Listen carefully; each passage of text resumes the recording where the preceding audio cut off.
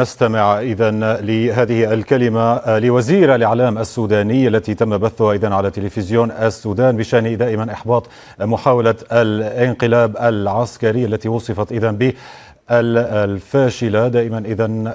وحسب هذا العاجل على الشاشة وزير الإعلام السوداني الذي يقول الأوضاع تحت السيطرة وتم القبض على قادة المحاولة الانقلابية. وزير الإعلام السوداني دائما يقول نواصل ملاحقة فلول النظام البائد المشاركين في المحاولة الانقلابية. إذن وزير الإعلام السوداني الذي كنا نشاهده إذن على تلفزيون السودان في كلمة مقتضبة ويقول فيها إذن نواصل.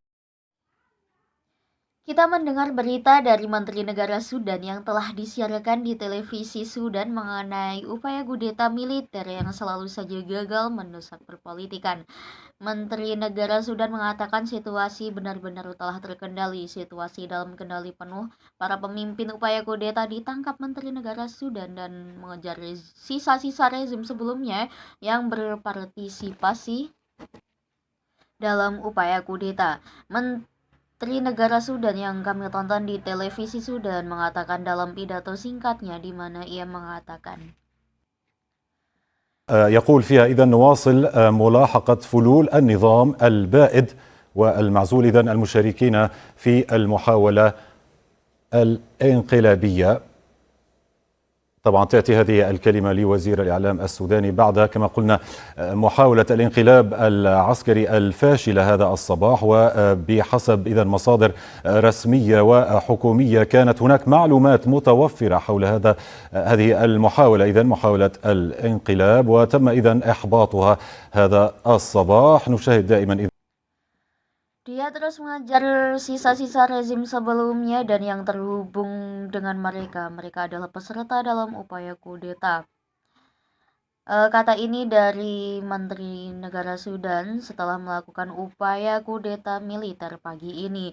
Menurut perhitungan sumber resmi dan pemerintah, ada informasi yang tersedia tentang upaya ini jika upaya kudeta digagalkan pada pagi hari ini.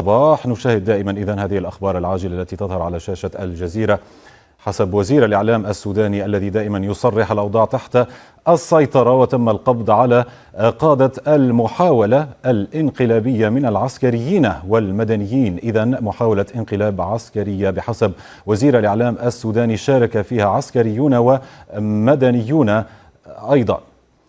إذن نتابع دائما وهذه الأخبار التي تصلنا تباعا من السودان وهذه التصريحات لوزير الإعلام السوداني.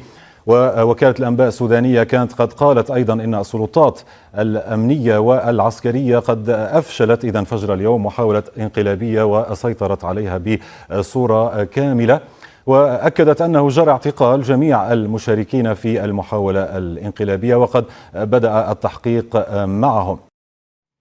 Kemudian kita melihat berita yang mendesak ini bahwa politik Jazirah terkendali dan yang memimpin upaya kudeta ditangkap dan juga termasuk militer serta sipil. Kita terus mengikuti berita yang terhubung dengan Sudan dan ini penjelasan dari Menteri Negara Sudan.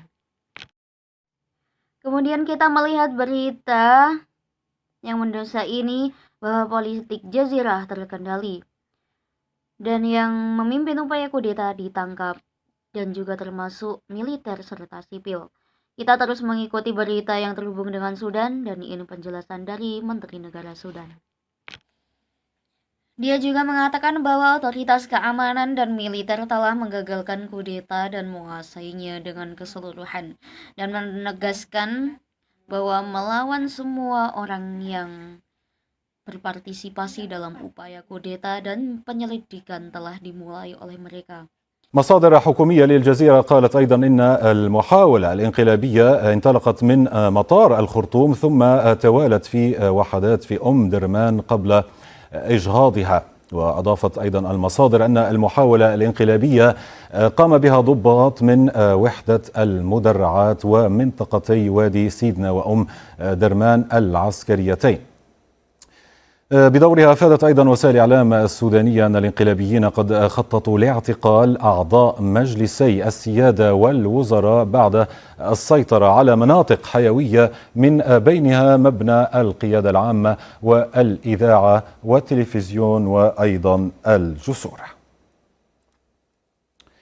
Sumber dari pemerintah untuk Jazira juga mengatakan bahwa upaya kudeta diluncurkan dari Khartoum dan kemudian bergulir di Omdurman.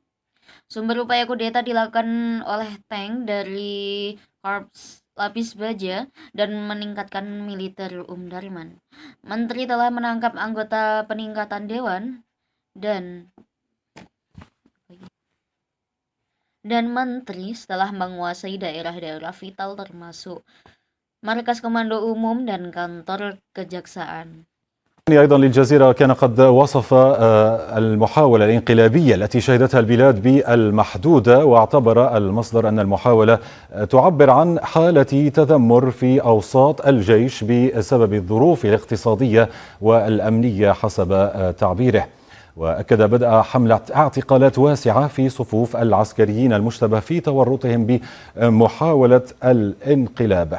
ولم يستبعد المصدر وقوف تنظيم سياسي وراء هذه المحاولة، لكنه أشار إلى صعوبة تحديد ذلك في الوقت الراهن.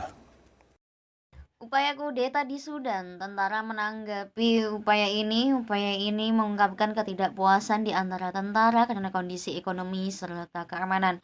Kampanye penangkapan besar-besaran di antara personil militer yang dicurigai terlibat tidak menutup kemungkinan adanya organisasi politik berdiri di belakang upaya ini, tapi sulit untuk menentukannya pada saat ini.